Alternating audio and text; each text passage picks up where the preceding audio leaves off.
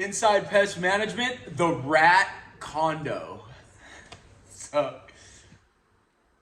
garages. They are often an epicenter for rat activity. Generally because garages often have a lot of very obvious but not easily fixed entry points. For example, garage door bottom seals. Those are easy spots for rats to chew and gain access into a garage. Back or side garage doors generally don't have a big gap at the bottom and rats can slide right under. Even vents, the lower vents in garages, sometimes those get busted out and people don't even realize it because like a lot of us, we store stuff around the perimeter of our garage and we block those areas from being seen on a regular basis. Also too, garage areas tend to be spots that people give up on. Like, oh, it's just my garage. I store stuff in there anyway. Whatever, the rats can have it. What happens then too is it can lead to the rats then gaining access into your attic, especially if you have a connected garage. That firewall sometimes isn't all the way sealed and rats can make it from the garage into an attic and vice versa. You can have rats coming from an attic into a garage. And that, again, just like anything else, if it's not taken care of or maintained, it can build and build and build and build as a problem.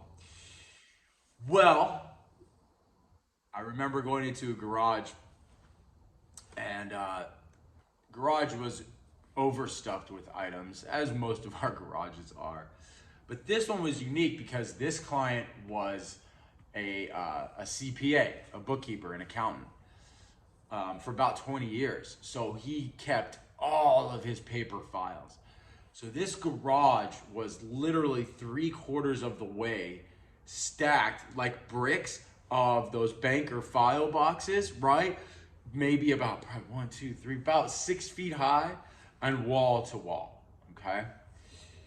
So you'd open up the front garage door and you'd have about 1/4 of the way you could get in and then little pathways around these boxes, okay? And I mean, you had boxes from like the 80s, okay? So it was obvious that there was a large rat population inside the garage. I mean, you saw the droppings over top of the boxes. Some of the boxes were shredded. Some of the boxes were soaked in rat urine, right? I mean, as soon as you open the garage, you got hit with the whiff. But the surprise came when we started doing what we call a garage clean out service. So the service was, we're gonna pull everything out of the garage. We're gonna disinfect everything we can. We're gonna discard things that need discarded. We're gonna check the entry points, block those offset traps, so on and so forth, to gain control of the rodents inside the garage. So as we're doing the service, we start getting to the back of these boxes or the middle of these boxes. And sure enough, the rats had chewed holes, literally going from box to box to box to box, where some of them you could see through the stack of boxes, and in each box there was a rat's nest. So it was almost like a hallway to the apartments for the rats, and even some going down. It was pretty amazing. It was almost like when you see in pet stores, those hamster cages that have all the tunnels that run everywhere. Same thing.